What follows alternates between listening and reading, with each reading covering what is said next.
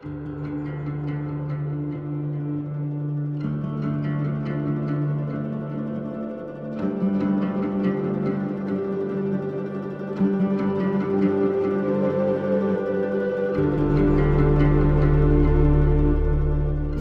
the 10-year anniversary of the release of Just Cause 1, the franchise that created not only the studio, but also has been helping to define a whole genre of sandbox games.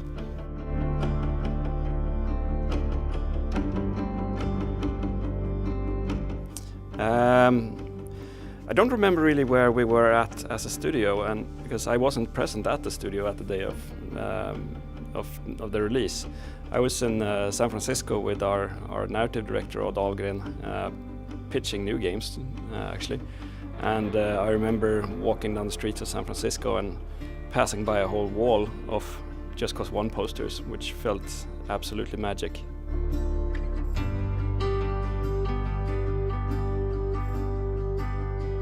Well, when we created the first game, we certainly did not expect it, even though we wished it would become a franchise. And I could definitely not see myself sitting here 10 years later, but we felt when we released the game that we really had success on our hands, that we had created something different and something that would stick out and create a difference in the genre, but also broaden the creative horizons of all other sandbox game developers.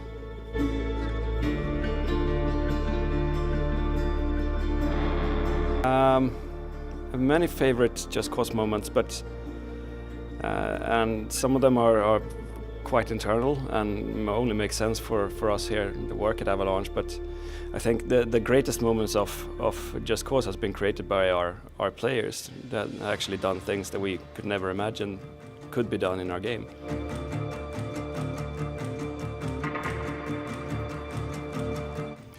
Just Cause 1 was such a magic game because it was our first game. It was like when my first daughter was born.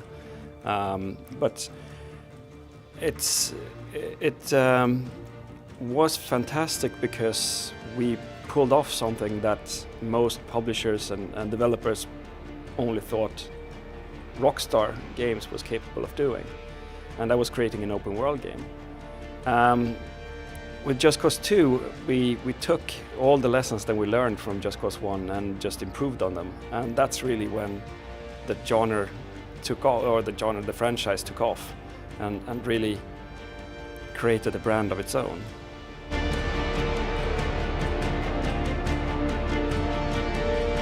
When I wrote the first concept document and the first game design document, a lot of it was focused around transportation, more or less. We want to offer our players multiple ways of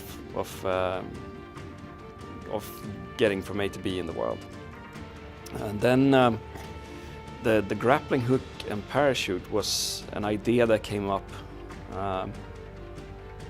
probably on another drunken night with our publisher and product development crew from IDOS at that time, where we felt that we needed to do something extra. So we came up with the idea of the parachute and the grappling hook, and we prototyped it very, very quickly, and that became sort of the defining feature of a Just Cause game. So, and it was a collaboration not between game designers, it was a collaboration, a common idea that we had from our producer at IDOS and to one of our tech leads and me and some other game designers being involved. So it's funny how those ideas can actually become something that you could never imagine.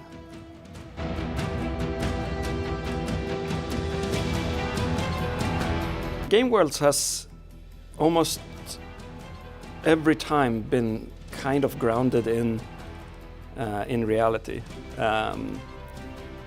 but then again they're not a simulation of the real world, because the real world is boring.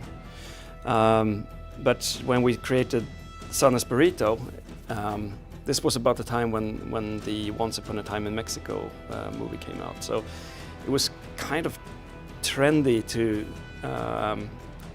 create film and games in a tropical setting. But there weren't that many games out with a tropical setting. It was only tropical at that time. And so it felt fresh, it felt unique. Then with Just Cause 2, that was actually thanks to our narrative director, Odd Dahlgren, who's a big, passionate vacation traveler to Southeast Asia, who set the game in Southeast Asia. With the third game, since it was created in the US, we wanted to have something fresh and something that felt unique to our American players. And Italy has always been something that is quite exotic for Americans, and we decided to set the game in Southern Europe.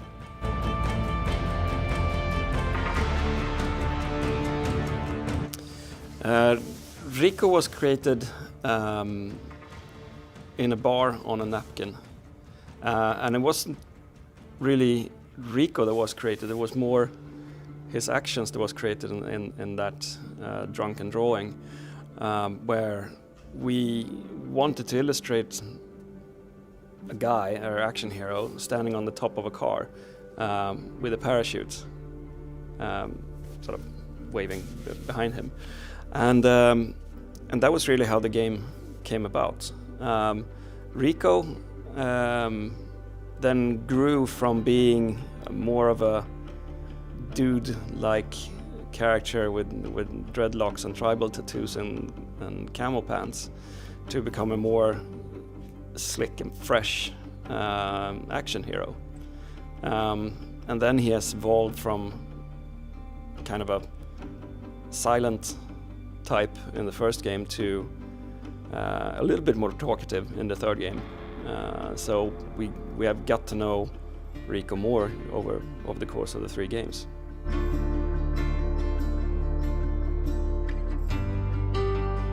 I would say to someone that hasn't played our games that Rico can be you. You can define your own Rico because you tell the story in the game when you're playing it. It's not Rico tells the story for you.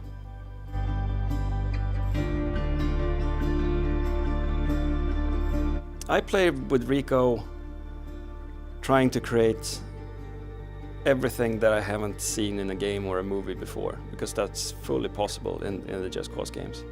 You can do stuff that you can only dream of seeing in movies. We have bigger explosions than in any movie. We have more exploding cars than in any movie or other game, so you can do whatever you like, and that's pretty much how I try to play. I try to do more crazy stuff than I could ever imagine doing in real life, or seeing in a movie or playing in a game.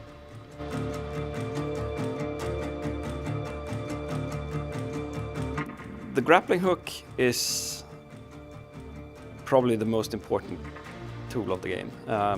The parachute needs to be there because otherwise he'll fall to the ground and die. But the grappling hook has become a way of transportation. It's become a great armor because you can always escape whenever you want to with the grappling hook. And it's become a great weapon.